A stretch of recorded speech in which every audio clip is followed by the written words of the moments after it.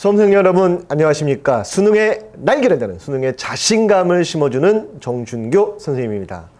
자, 대망의 2023학년도 대학 수학능력시험 9월 모의평가가 끝났습니다. 선생님 오늘 미적분 해설 강의를 하기에 앞서 특히 이제 미적분에 대한 총평 및 전반적인 앞으로의 남은 기간 동안의 여러분의 학습 전략에 대한 간단한 얘기를 드릴까 합니다. 어떠셨어요? 조금 어려우셨다는 친구들도 제법 있지만 6월에 비해서는 조금 쉽다라는 친구들도 조금 있는 것 같습니다. 그런데 이때 중요한 것은요.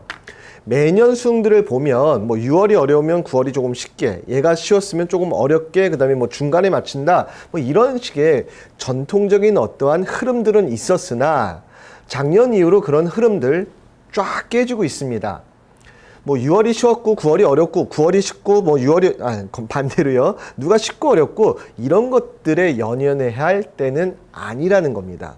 자, 그러면 우리 남은 기간 전반적인 수학의 성적을 올리기 위해서, 특히 이제 미적분을 선택한 여러분들이 수학 성적을 올리기 위해서 무엇을 해야 되는지에 대한 말씀들을 드리도록 하겠습니다. 난이도 총평하려고 하는 것이 아닙니다. 자, 우선 첫 번째 여러분들한테 말씀드리고 싶은 것은요. 자, 미적분 30번 문항을 이제는 정말 풀 수 있습니다.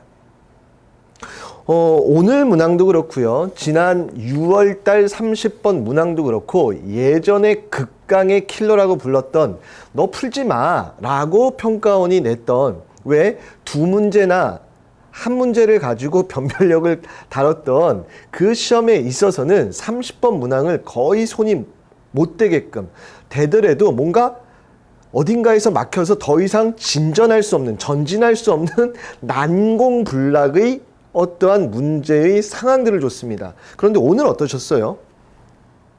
30번이 정말 못 풀만한 문항이었나요? 그리고 지난 6월께 그렇나요? 그렇지는 않다라고 생각이 듭니다. 우리 지금 자이스토리 미적분을 통해서 특히 미분과 적분의 킬러, 1등급 킬러 문항들을 우리가 살펴보고 있었는데, 그거에 비하면 한참 밑의, 예를 들어서 자이스토리 지금 풀고 있는 그것들을 기준한다면 2등급 킬러나 별표 3개 정도의 난이도의 문제라는 겁니다.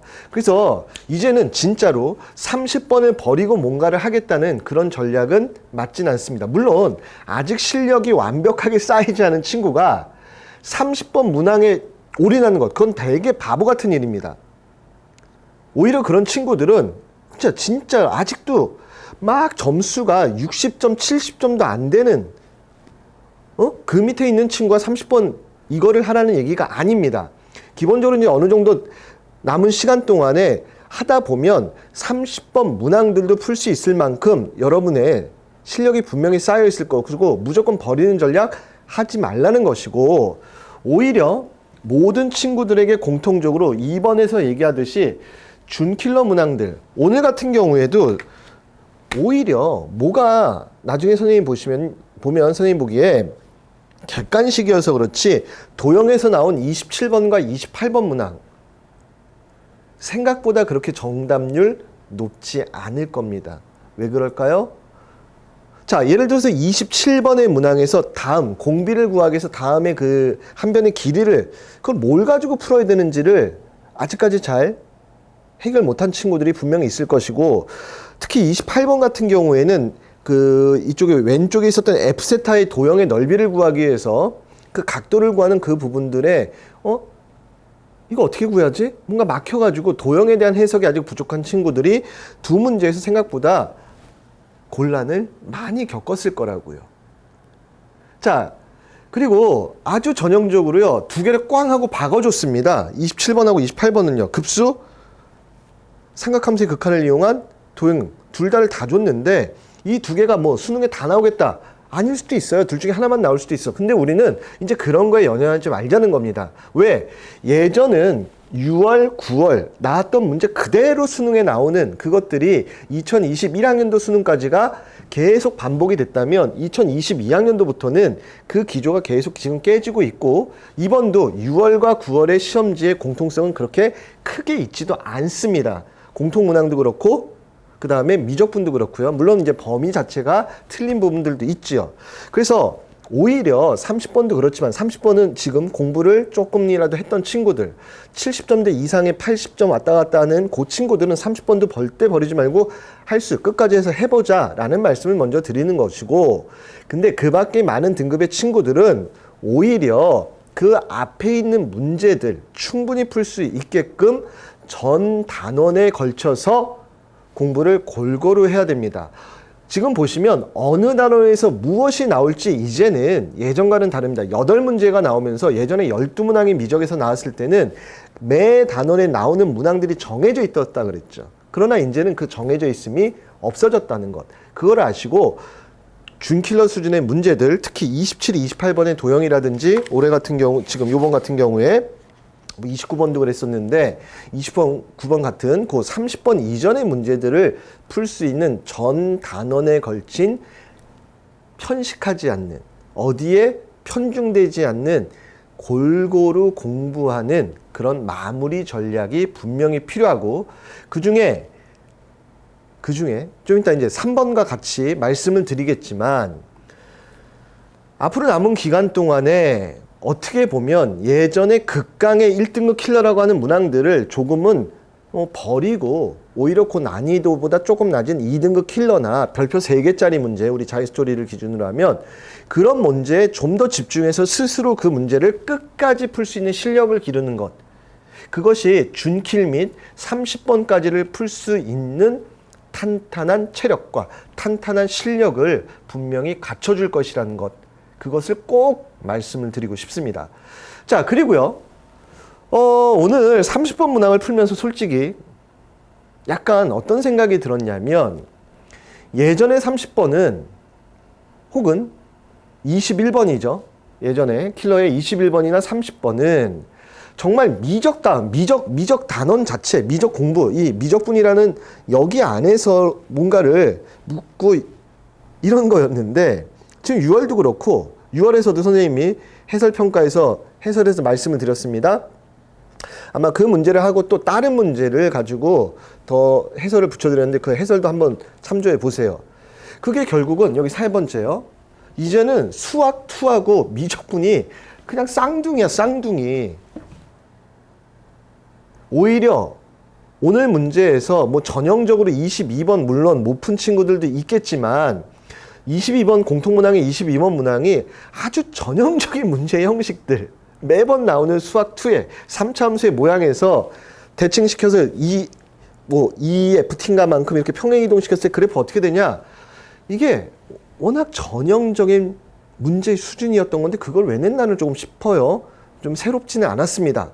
아무튼 말씀은 수학 2의 미분과 적분의 고난이도 혹은 조금 어려운 문제의 연습이 이제는 미적분 30번이나 그 밖의 문제의 연습에 도움이 된다. 또한 미적분 문제의 도형의 문제의 해석들, 이것들이 오늘 문항에서 여러분들이 가장 힘들어했을, 선생님 지금 미적 총평을 하는 거지만 전체 총평과 조금 연관을 시킨다 그러면 아마 선생님이 생각하기에 오늘 문항들 중에서 여러분이 제일 많이 틀리거나 나중에 의외로 정답률이 제일 낮은 문제 중에 하나가 선생님 13번일 거라 같아요.